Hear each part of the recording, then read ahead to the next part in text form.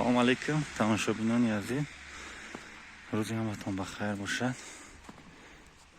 یعنی روز چندمه 15 نوامبر برف بردیسه.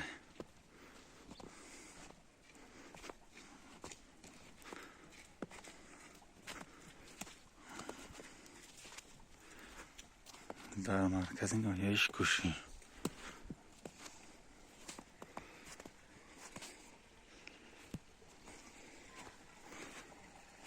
هرچی رو بین همش هم زدیم.